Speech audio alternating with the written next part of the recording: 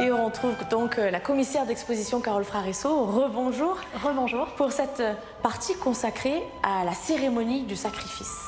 Effectivement, ici on a une salle entière consacrée au sacrifice et notamment au sacrifice humain qui dans les Andes a une importance capitale et extrêmement utile dans le maintien de l'équilibre de ces forces divines dans le monde andin.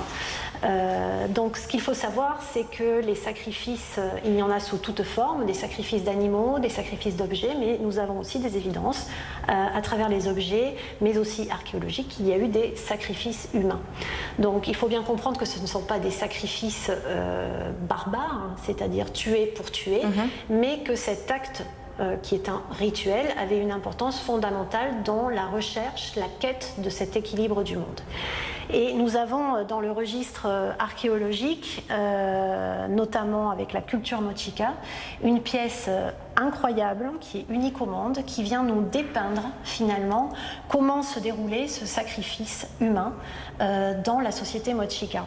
Donc elle est représentée, peinte sur cette céramique, dont nous déployons en fait toute la scène au mur pour montrer que des guerriers s'affrontaient lors de combats rituels, richement vêtus. C'était les gens de même communauté. C'est ce qu'on retrouve sur la frise. Ça, c'est les étapes avant. Ouais. Et en fait, une fois que le prisonnier est captif, eh bien, il va être préparé. On va lui enlever ses vêtements. Et donc, on voit qu'il est nu, avec les mains attachées dans le dos, avec une corde autour du cou. Il est amené en procession jusqu'au temple, jusqu'au lieu du sacrifice, et donc là il va être égorgé pour qu'on récupère le sang dans une coupe qui a une forme très particulière qu'on voit ici représentée à différents endroits de la scène, hein. On le voit ici, on voit qu'on a un personnage mythologique avec une coupe, ici on a une prêtresse qu'on reconnaît avec ses longues tresses qui a également une coupe.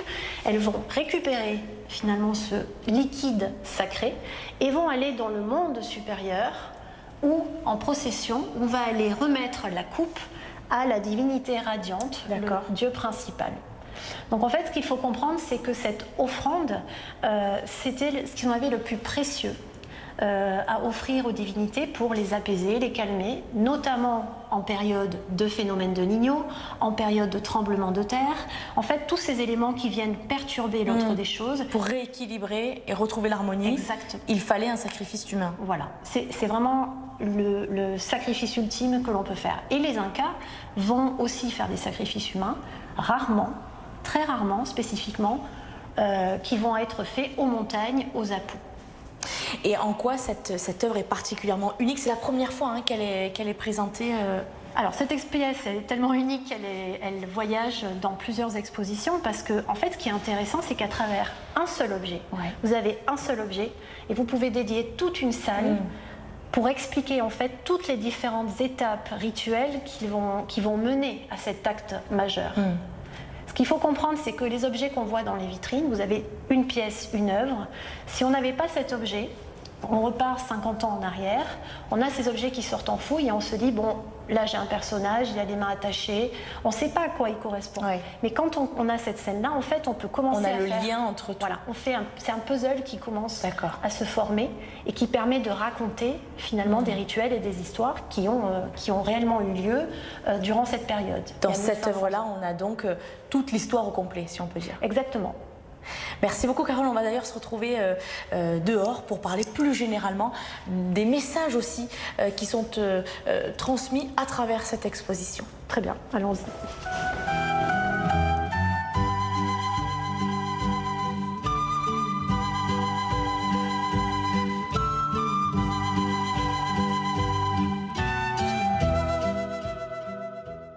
Pourquoi est-ce que c'est une occasion unique aussi pour les futurs visiteurs de découvrir ces pièces-là? Tout d'abord parce qu'il n'y a jamais eu d'exposition de cette envergure sur les civilisations andines dans la région. Généralement, c'est le type d'exposition que l'on retrouve dans les grandes capitales du monde, Paris, Londres, New York. Et donc c'est une première, hein, c'est une première pour la région PACA, c'est une occasion unique en fait de découvrir l'histoire des civilisations andines. Il y a des pièces qu'on n'aura pas l'occasion de découvrir 2 fois, c'est ça? Non, c'est-à-dire que là c'est une fois où vous avez la réunion de nombreux objets de différents musées. Oui. Donc il y a 2 grands musées péruviens, mais aussi des collections européennes, le British Museum, le Quai Branly, le musée des Amériques d'Auch, le musée d'Anvers. Donc on est vraiment allé chercher des objets pour raconter l'histoire de la grande civilisation andine. Et donc ça, c'est une fois dans l'histoire d'une région que se présente ce type d'opportunité. Vous, qu'est-ce qui vous a particulièrement touché, ou quelle a été la complexité aussi de réussir un tel exploit, de réunir ces œuvres-là justement de tous ces musées?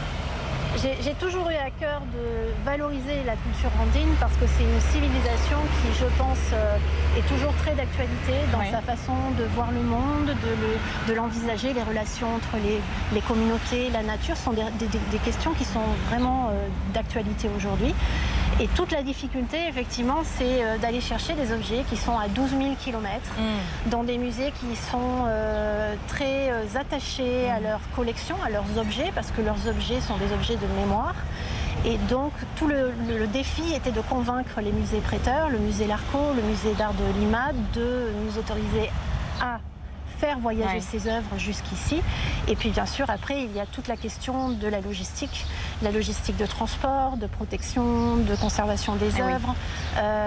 C'est énormément de travail, on parle de 235 œuvres. Beaucoup sont en or et en argent, donc on a des problématiques de sécurité qui sont aussi importantes. Il y a des objets qui viennent des 4 coins de l'Europe, de France, donc c'est une logistique extrêmement lourde. Et puis après, il y a tout le montage, ce que le public ne voit pas, c'est-à-dire quand le public découvre l'exposition, il y a des mois et des mois de travail en amont, et il y a 1 mois de montage où chaque objet est constaté, est vérifié, protégé, soclé. Tout ça, c'est un travail d'équipe qui permet en fait de mettre en lumière et d'embellir l'exposition. Est-ce qu'il y a des musées qui vous ont dit non, cette œuvre-ci ne bouge pas? Certains musées, oui, m'ont dit non, sur des œuvres qui sont notamment fragiles, c'est-à-dire pour des questions de fragilité du matériau. Par exemple, des petites capacochas du musée d'Anvers qui a toute une coiffe en plumes. Ça, ce sont des pièces qui sont tellement fragiles qu'ils préfèrent les garder. Ou d'autres, généralement, c'est pour des questions de fragilité des œuvres et éviter les changements de climat, d'ambiance en fait entre les œuvres.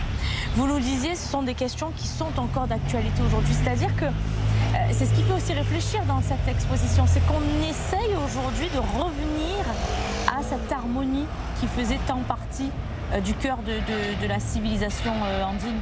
Je pense que oui, certaines personnes essayent de revenir à cet équilibre. Je pense qu'aujourd'hui, on est dans une société où tout va beaucoup trop vite, où il n'y a plus de lien entre nature, humain, et cette notion de sacralité aussi des choses qui nous entourent, l'eau, les rivières, la mer, l'océan, parce qu'on va trop vite. Et donc, en fait, on a un déséquilibre flagrant. Qui se manifeste à différents niveaux, en termes avec la nature, au niveau social, au niveau religieux, rituel. Et donc en fait, comment est-ce qu'on peut réussir à rééquilibrer cet ordre des choses. Je ne dis pas que nous y arriverons à travers cette exposition, mais disons qu'elle offre à penser et à se rendre compte que d'autres manières d'habiter le monde étaient possibles. Ça passe beaucoup par le rapport à la nature, c'est ce que vous me disiez aussi. Le rapport à la nature, le rapport à l'autre, ce sont des sociétés qui sont extrêmement dans la réciprocité, le don, le contre-don. Toute l'organisation sociale, les communautés andines aujourd'hui encore, vivent, s'entourent de ces logiques de solidarité et de réciprocité. Un dernier mot peut-être à nos téléspectateurs, futurs visiteurs aussi de l'exposition. Écoutez, je les invite à venir découvrir cette belle exposition. J'espère je sais qu'ils ne seront pas déçus et je suis certaine qu'ils sortiront aussi des salles sur une pensée positive et ayant appris des choses sur cette civilisation qui a beaucoup de choses à nous apprendre encore aujourd'hui. Une exposition, je le rappelle, exceptionnelle, l'unique occasion de découvrir toutes ces œuvres Inca, l'héritage des Andes. C'est à découvrir jusqu'au 27 septembre, ici même, à l'hôtel départemental des expositions à Draguignan. Merci de nous avoir suivis.